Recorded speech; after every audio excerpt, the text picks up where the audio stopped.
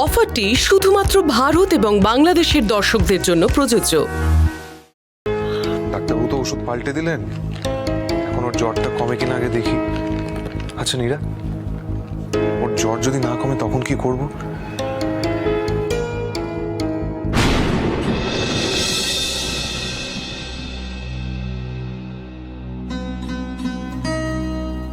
তোর কি কোনো আক্কেল জ্ঞান নেই নাকি?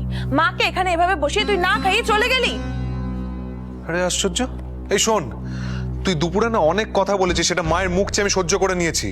আমার ছেলেকে নিয়ে আমার মাথা খারাপ হয়ে যাচ্ছে, তার মধ্যে তুই একটা ঝামেলা পাকাতে চাইছিস? ভুলে গেছিস আমি তোর দাদা? তুই আমার উপর ঝাল যাচ্ছিস কেন? কথাগুলো কি আমি নিজের জন্য বললাম নাকি?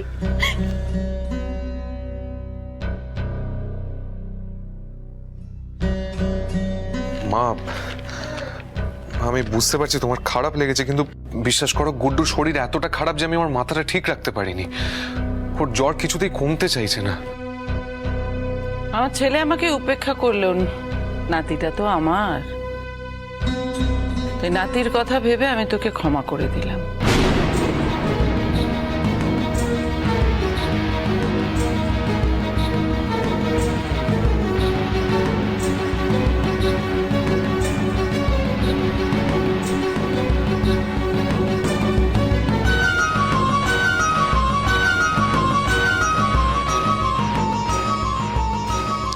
নীরা, ওকে ওষুধ খাওয়াতে হবে, ভেতরে চলো। দাঁড়া ইন্দ্র, তুই ভেতরে যা, আমার নীরার সঙ্গে একটু কথা আছে।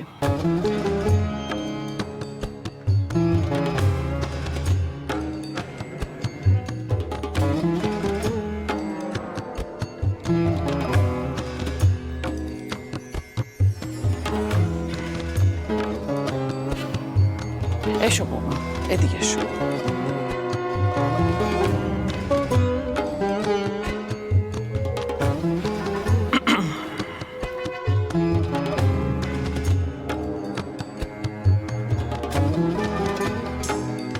ধরো।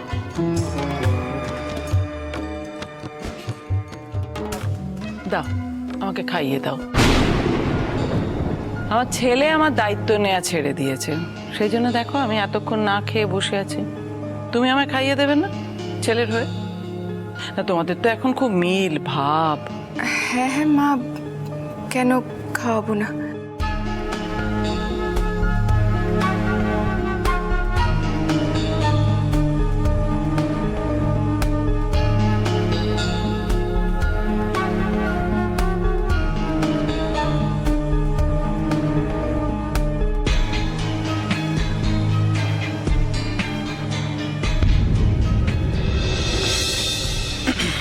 দাও, থালাটা দাও।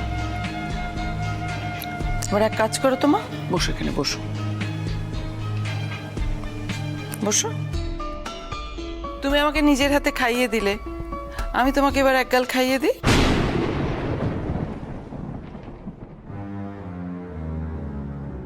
এত ভালোবাসা কেন মায়ের? হঠাৎ কি হলো? এই নাও।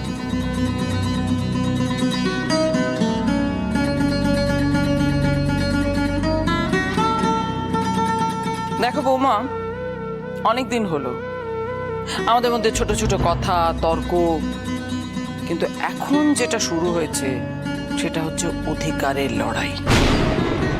আর সেই লড়াইয়ে গুড্ডুকে এগিয়ে দিয়ে তুমি লড়াইটা লড়তে চাইছো। আর যখন সেটা চাইছো তখন আমাকেও একটু অন্যভাবে ভাবতে হবে।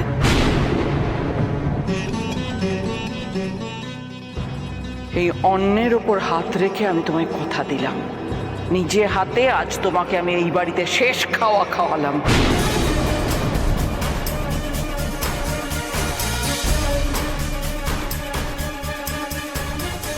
এরপর ইন্দ্রর জীবন থেকে তোমাকে যতদিন না পাকাপাকি ভাবে তাড়াতে পারি ততদিন আমি শান্ত হব না।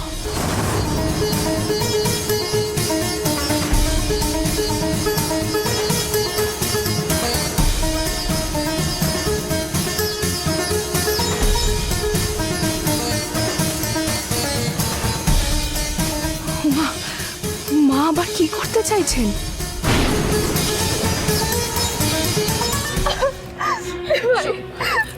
কিচ্ছু হবে না।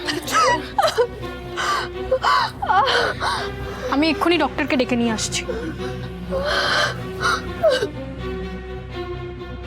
বিথি, বিথি ডেলিভারির সময় এরকম একটু ব্যথা হয়, আমারও হয়েছিল। একটু সহ্য কর, এরকম ভয় পাস না। সায়নকে তো এখনো কোনো খবর দেওয়া গেল না। আরে ওকে তো ফোনেই পাওয়া গেল না। কিন্তু ও তো বলেছিল যে বিথির ডেলিভারির আগে ও ফিরে আসবে। হ্যাঁ সেই তো, কিন্তু কি। কাইন্ডলি আপনারা একটু বাইরে যান, আমি পেশেন্টকে দেখবো। হ্যাঁ হ্যাঁ নিশ্চয়ই, আয় হ্যাঁ হ্যাঁ হ্যাঁ।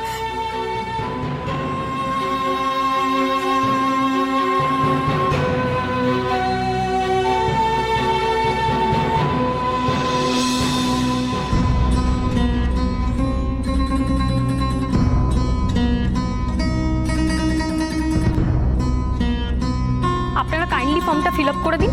আচ্ছা, আপনাদের মধ্যে পেশেন্টের হাজবেন্ডকে, উনি কোথায়? ডক্টর ওনার সাথে একবার কথা বলতে চাইছেন। হ্যাঁ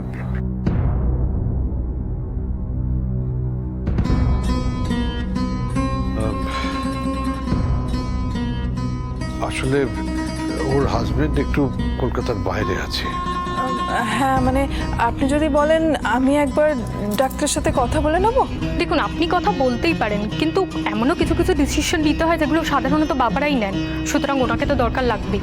হ্যাঁ আমি আপনার কথা বুঝতে পারছি, ঠিক আছে আমি একবার ডাক্তারের সঙ্গে কথা বলে আসছি। হ্যাঁ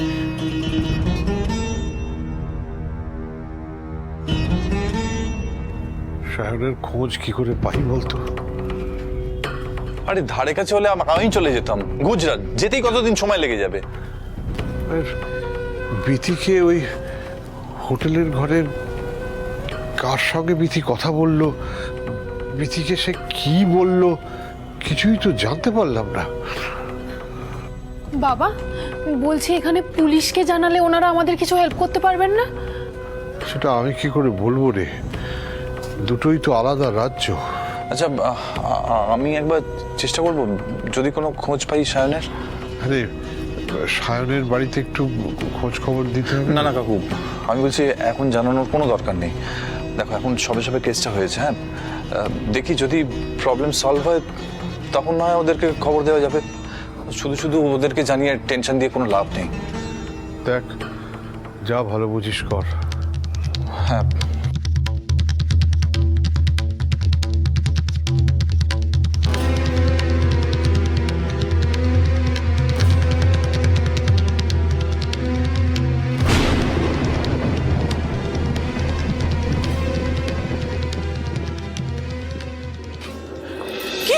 কি গো রঞ্জু কই? হ্যাঁ রঞ্জু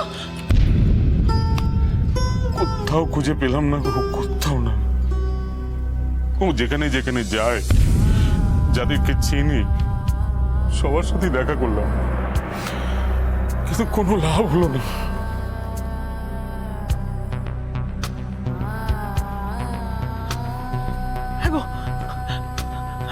বলছি তাহলে তাহলে আমাদের রঞ্জুর কি হবে?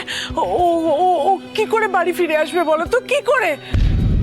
এখন তুমি কাঁদছো না, কিন্তু এই সব কিছুর জন্য তুমি দায়ী। এর আগে দেখেছি ইন্দ্রর সাথে ঝামেলা পাকানোর জন্য সারাটা দিন ধরে ব্যস্ত থাকতো, আর এখন ঝিনুকের পেছনে। ঝিনুকদের সাথে আমাদের ফ্যামিলির কোন রকম সামঞ্জস্য আছে? তৎসত্ত্বেও আমি ঝিনুকের বাবার সঙ্গে ওর ভালোবাসার খাতিরে কথা বলতে গিয়েছিলাম। সব বাবা মাই তাদের ছেলে মেয়েদের জন্য এরকমটা করে, এতে নতুনটা কি আছে? না, আমি সে কথা বলিনি যে আমি নতুন কিছু করেছি, কিন্তু আমি ওকে বারবার বোঝানোর চেষ্টা করেছি যে ঝিনুককে তুই ভুলে যা, কাজে মন দে। দেখো সাবিত্রী, আমি তোমায় বলে দিচ্ছি, পই করে বলে দিচ্ছি, ওই ছেলের জন্য, কুলঙ্গর ছেলের জন্য তুমি এক ফোঁটা চোখের জল ফেলবে না। এরপর যদি ও ঝিনুককে নিয়ে আবারও বাড়াবাড়ি করে না, আমি ওকে ত্যায্য পুত্র করবো, এটা বলে দিলাম তোমাকে। তুমি আমাকে কি ত্যায্য পুত্র করে না? আমি তোমাকে ত্যাগ করবো, বুঝতে পেরেছো? আমি তোমাকে ত্যাগ করবো। তোমার আদরের বৌমা নিশ্চয় শাড়ি ঘটনা নিয়ে তোমার কাছে লাগিয়েছে, হ্যাঁ? আর তার জন্য তুমি আমাকে বকতে চলে এসছো। আচ্ছা তুমি এত সাহস কি করে পাও বলো তো আমাদের মাঝখানে কথা বলা? তোমার তো বয়স হয়েছে, এখন অন্তত কুচিতেপনাগুলো ছাড়ো। অনেকক্ষণ ধরে আজে বাজে কথা বলছিস, মুখ সামলে কথা বল। কোনো আজে বাজে কথা বলছি না আমি। এই যে মায়ের আদরের বৌমা, তোমারও কি একটু লজ্জা করে না? আমি আবার কি করলাম? কি করলে বুঝতে পারছো না? হ্যাঁ, তোমার বাকি বোনেরা কি তাদের দাম্পত্য জীবনে তোমার বাবার কাছে কি বলে? হ্যাঁ, এই শিক্ষা পেয়েছো তুমি? কি বাজে কথা বলছো রবি? কোনো বাজে কথা বলছি না আমি, মন। তুমি আমাদের পার্সোনাল কথা মায়ের কাছে কেন বলো? হ্যাঁ, কেন বলো? শোনো, সারাক্ষণ তুমি যা করো পার্সোনাল বলে কি আমাদের কিছু আছে? শুধু বাড়িতে কেন, পাড়াতেও কি কেউ বাকি আছে যে তোমার অসভ্যতার কথা জানে না? একদম আজে বাজে কথা বলবে না, মন। একদম আজে বাজে কথা বলবে না। আজকে তোমাদের জন্য শুধু লোকজন আমাকে ভুল বোঝে। আর তোমরা যদি আমার কথা শুনে চলতে তাহলে তো এই সমস্যাটাই থাকতো না, তাই না? মন, তোমার যদি আমাকে নিয়ে এতটাই সমস্যা হয় না, তাহলে তুমি বাপের বাড়ি থেকে ফিরে এলে কেন? হ্যাঁ, ওখানে থাকতে পারতে তো। দেখতাম তোমার বাবা কত খাওয়াতো। উল্টো পাল্টা কথা বলবে না রবি। আমার বাবার যথেষ্ট ক্ষমতা আছে যে আমাদের সবাইকে বসে। বড় বড় কথা হচ্ছে না মুখে, খুব বড় বড় কথা হচ্ছে না। দূর আমার বাড়ি থেকে বেরিয়ে, আমার বাড়ি থেকে বেরিয়ে। এই রবি, কি করছিস? ছাড় বৌমাকে। রাত্রিবেলা সব কি অসভ্যতামি করছিস? তুই সরে যাও আমার সামনে থেকে। রবি, তোমাকে একটা কথা বলে রাখি, আজকে শুধুমাত্র রাত হয়েছে বলে আমি তোমাকে ছেড়ে দিলাম। হ্যাঁ, কাল সকালে ঘুম থেকে উঠে যেন তোমাকে এই বাড়িতে আমি না দেখি, বুঝতে পেরেছো? রবি, রবি, রবি।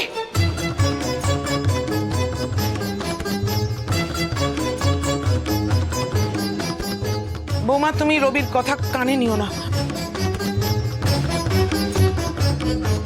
ও যদি আর বাড়াবাড়ি করে, আমি এবার পুলিশে নালিশ করব।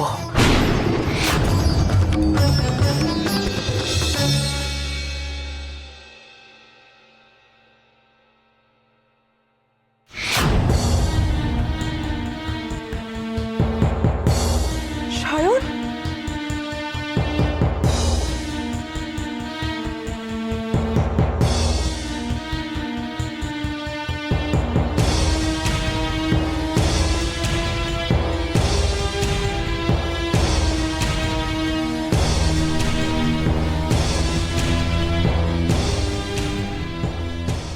তোমাকে যে এভাবে দেখতে হবে আমি ভাবতেও পারছি না।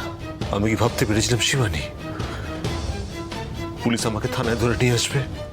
আমি তো তোমাকে ডাকতে তোমার রুমে গিয়েছিলাম, ওখানে তোমাকে না পেয়ে ম্যানেজারের কাছে যাই। ম্যানেজারের থেকে আমি জানতে পারি পুলিশ তোমাকে ধরে এনেছে। শান, রুমে যখন আমি গিয়েছিলাম বিতির ফোন এসেছিল, আমি কথা বলেছি।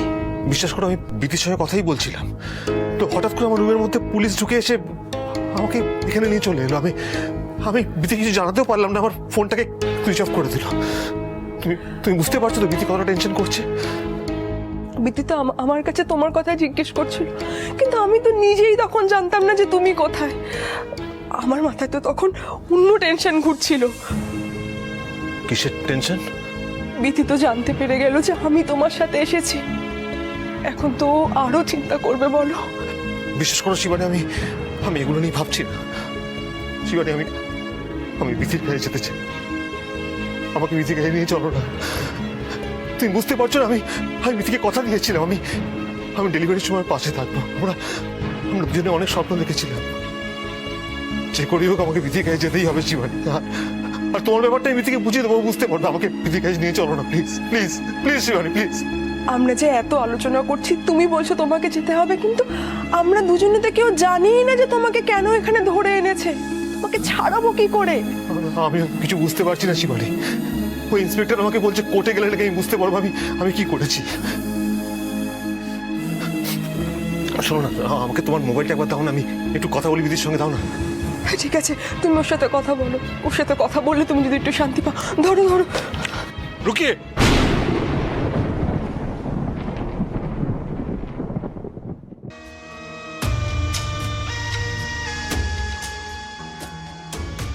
ये आप क्या कर रही थी और आप है कौन? हम दोनों बिजनेस पार्टनर हैं। अब चाहे जो भी है, आपकी इतनी हिम्मत कैसे हुई कि आप यहाँ के क्रिमिनल के साथ बात कर रहे हैं? सर, पहले आप ये बताइए कि आपने शान को क्यों अरेस्ट किया? सर मैं बोल रहा हूँ सर, मैं कोई गलत काम नहीं किया। मैं तो सिर्फ अपने काम के लिए यहाँ पे आया हूँ, और काम करने के बाद मैं कलकत्ता वापस चला जाऊंगा। सर मेरा वाइफ प्रेग्नेंट है, किसी भी टाइम डिलीवरी हो सकता है। अच्छा ठीक है, आप बताइए मेरा मेरा मेरा जुर्म क्या है, मेरा कसूर क्या है, बताइए। आप चाहे कुछ भी बोल सकते हैं, लेकिन मैं सुनने वाला नहीं। आपकी किसी भी बात का विश्वास मैं नहीं करता। सर आप मेरे पे इल्जाम दे रहे हो, ठीक है बताइए मेरा कसूर क्या है, बताइए ना। आपको ड्रग्स बेचने के जुर्म में गिरफ्तार किया गया है।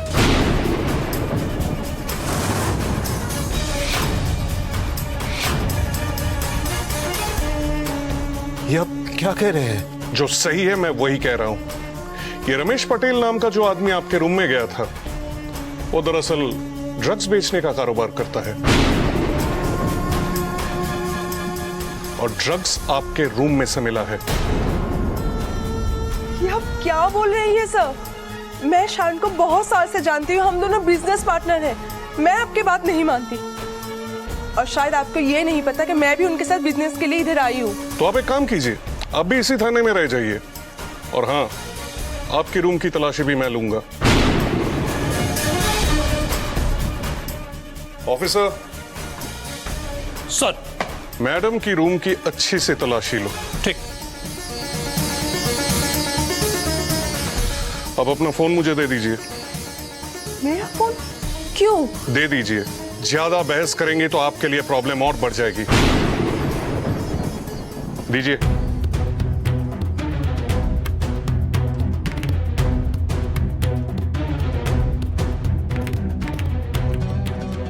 ভিন রাজ্যে এসে যে এইভাবে ফেসে যাব তা তো স্বপ্নেও ভাবতে পারিনি।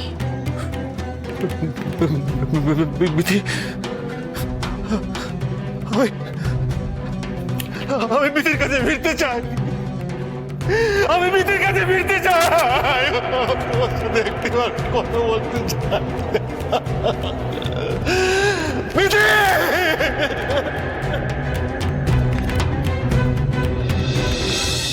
দিভাই, দিভাই আমি আর থাকতে পারছি না দিভাই। সায়নকে কি আর ফোনে পাওয়া যায়নি? সায়ন আমার সাথে কেন এরকম করলো রে দিভাই? ও তো বলেছিল যে ডেলিভারির সময় আমার পাশে থাকবে। বিথি তুই এভাবে কেন বলছিস? সায়ন কি করেছে তোর সঙ্গে বল? শোনো বিথি, আমার কথাটা একটু মন দিয়ে শোনো। তুমি না শায়নকে প্লিজ ভুল বুঝো না। শায়ন আসলে রুমে নেই। আমার সঙ্গে যদি কথা হয় আমি ওকে বলছি তোমাকে ফোন করতে। তুমি প্লিজ টেনশন করো না। হ্যাঁ বিথি, বিথি তুই একটু শান্ত হ, একটু শান্ত হ। সায়ন যখন কথা দিয়েছ ঠিক চলে আসবে, দেখিস। তুই শো, আমি ডাক্তার ডেকে আছি, তুই দাঁড়া।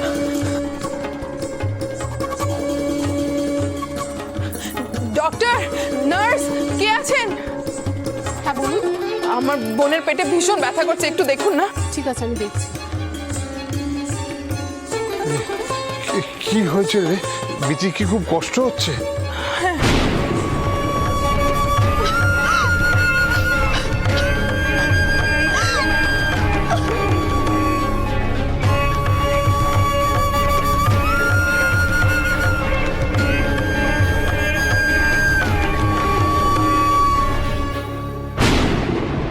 ডক্টর, আমার বোনের ডেলিভারি কি আজকেই হয়ে যাবে? না না, এখনো সময় হয়নি। এই ব্যথাটা কিছুক্ষণ পর ঠিক হয়ে যাবে। আপনারা পেশেন্টের জন্য অকারণে চিন্তা করবেন না।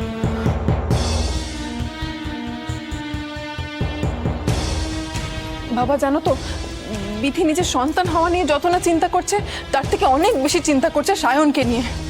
আমার তো ভয় লাগছে ও এত চিন্তা করতে গিয়ে নিজের কোনো ক্ষতি না করে বসে। কি মুশকিলে পড়লাম বলতো? এটা এক সাংঘাতিক সমস্যা হয়ে গেল। আমি কি করব কিছুই বুঝতে পারছি না। আর রানাটাও যে কোথায় গেল। এই তো রানা, এই থানায় কি বললো? কাকু, পুলিশের কাছে গেছিলাম সায়নের ব্যাপারে যাতে খোঁজ নেয়, কিন্তু ওরা তো অন্যান্য ডিটেলস চাইছে সায়নের ব্যাপারে। যা বুঝতে পারলাম এটা একটা লেন্দি প্রসেস। কি যে করবো আমি কিচ্ছু বুঝতে পারছি না। রানা শোন না, বলছি যে সায়নের বাবাকে একবার ফোন করে জানাই, ওদের তরফ থেকে যদি ওরা কিছু ব্যবস্থা করতে পারে। একটা উপায় আছে। কি উপায়? ইন্দ্র তো ট্রাকের ব্যবসা, ও ট্রাক বহু জায়গায় যায়, সুতরাং ইন্দ্র তো পুলিশের সাথে চেনা পরিচিতি রয়েছে। ইন্দ্র যদি আমাদের একটু হেল্প করতে পারে। কথাটা কিন্তু খারাপ বলনি, কিন্তু ইন্দ্রকে ফোন করাটা, আচ্ছা আমি একবার দেখছি। আচ্ছা নীরা, মা তোমাকে কি বলছিল?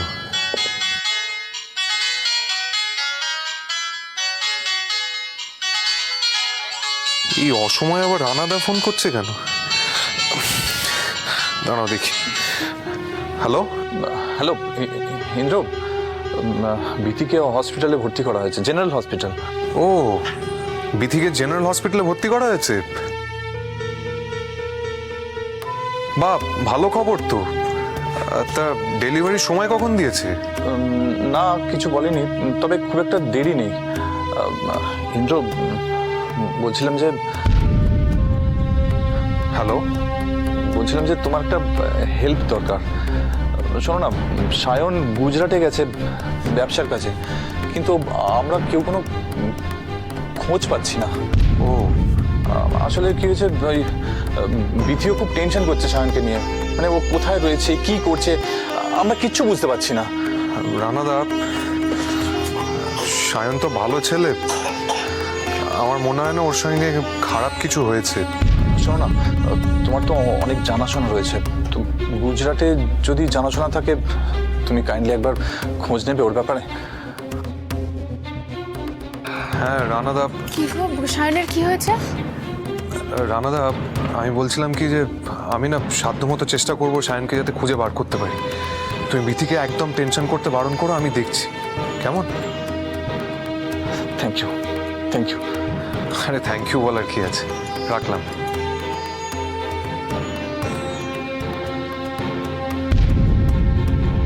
বলছিলাম যে বিথি তো জেনারেল হসপিটালে ভর্তি হয়েছে, তো কাল সকালে কি একবার ওকে দেখতে গেলে ভালো হতো?